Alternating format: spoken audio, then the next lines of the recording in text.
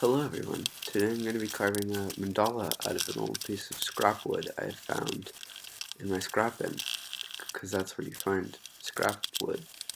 To start, I used some Scotch-Brite to scrape all that gray layering and that mildew off of the piece of wood. Here I'm using a razor blade as a scraper to get a more attractive finish.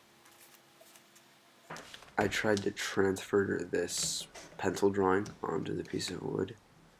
At first I tried your traditional method where you flip it over and rub the back over so the lead transfers onto it, graphite, whatever, but it didn't work, so I had to go over all of the lines with an X-Acto knife, which wasn't the funnest thing in the world. I would rather fall off a roller coaster than have to do that again, because it was probably the most tedious thing I've done. Then I had to carve it. Carving's quite enjoyable once you get into it, and I never really got into it here. My carving tools were not sharp enough, and I kept on pushing too far, and the carving tool would just skim across the surface and make a small indentation that wasn't really what I wanted. Now, you're probably wondering why I didn't just sharpen my carving tool. After a while of struggling with this carving tools, I added some elements to the design which I thought could be more professional looking, so I could up the overall look of the project and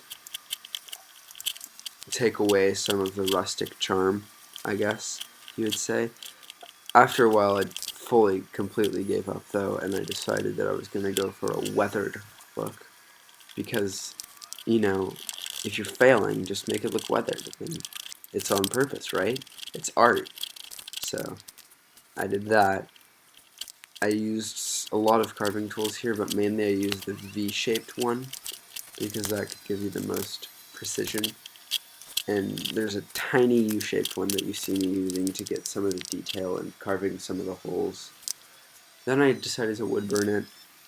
I decided the plain carving looked kind of boring, so I used a soldering iron, which, by the way, if you already have a soldering iron, you don't really have to buy a wood burning tool. They're quite nice. They work well.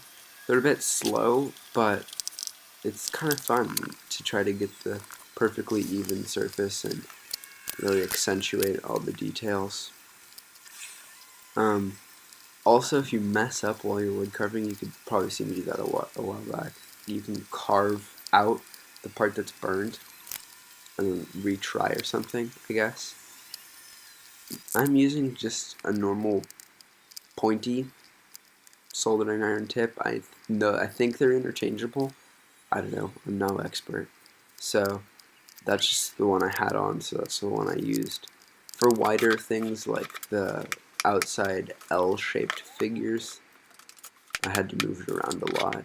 Here I'm just weathering it. Files, hammers, stabbing it with screwdrivers, burning it in small parts with a lighter.